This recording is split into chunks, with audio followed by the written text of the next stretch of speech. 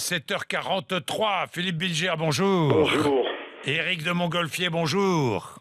Bonjour monsieur. Merci d'être avec nous tous les deux. Alors, première chose, la mise en examen de Nicolas Sarkozy. C'est un acte de procédure logique, Philippe Bilger?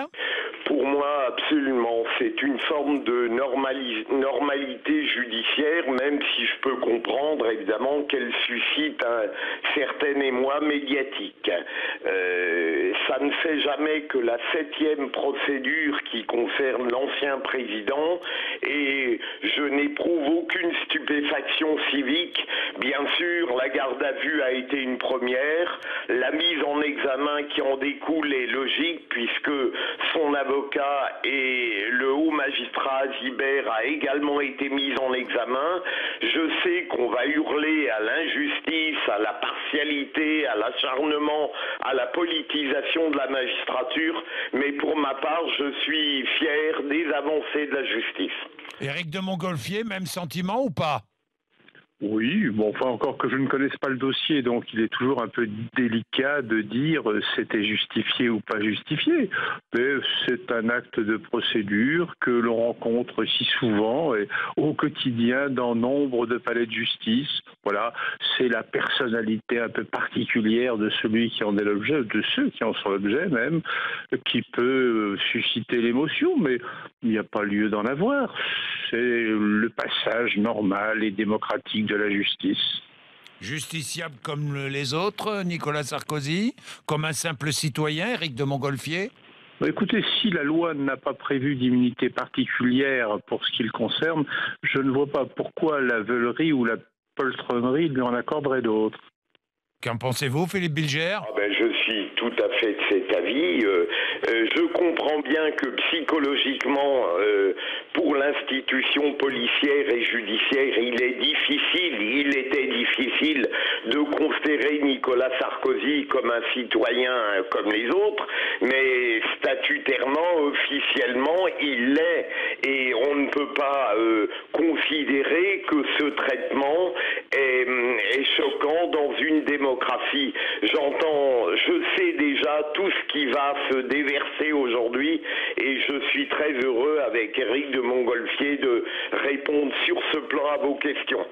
Oui, les magistrats qui sont mis en cause, évidemment, par les amis de Nicolas Sarkozy, certains expliquant que l'une des deux juges qui ont mis en examen Nicolas Sarkozy fait partie du syndicat de la magistrature. Accusation, vous en pensez quoi, Éric de Montgolfier? C'est que ce syndicat n'est, je ne crois pas, interdit. Je pense qu'il vaudrait peut-être mieux, effectivement, que les juges se tiennent à l'écart de tout ce qui peut ressembler à de la politique. Mais de toute façon, quoi qu'on fasse, et même si on n'est pas dans un syndicat, on se fera attaquer pour les décisions qu'on prend quand elles déplaisent. Alors, simplement, on dit deux juges. Il y en a un au syndicat et l'autre, alors, il ne sert à rien. Il faut croire que le syndicaliste aurait pris le dessus sur l'autre. Tout ça n'est pas raisonnable. C'est pas parce qu'on a politisé si longtemps la magistrature. M. Sarkozy sait très bien de quoi je parle s'il m'écoutait. C'est pas parce qu'on l'a politisée qu'il faut penser qu'elle est politisée et que chacun de ses actes est politique. Philippe Bilger? Non, il faut bien voir que ce qui a créé des effets terriblement délétères, c'est ce scandaleux mur des cons il y a plus d'un an. Mais à partir du moment où il a été à juste titre dénoncé, on ne peut pas induire de lui la médiocrité ou la partialité des multiples instructions qui sont menées en l'occurrence par deux juges, deux femmes qui sont totalement discrètes, qui apparemment font leur travail avec efficacité et par conséquent il faut arrêter de se servir du syndicat de la magistrature pour mettre en cause des exemplarités professionnelles. Ça commence à suffire et l'argument commence à lasser et à être usé. Dernière question. Nicolas Sarkozy avait-il fait mettre en place un réseau d'informateurs dans la police et la justice susceptibles de l'informer sur les avancées des enquêtes le concernant?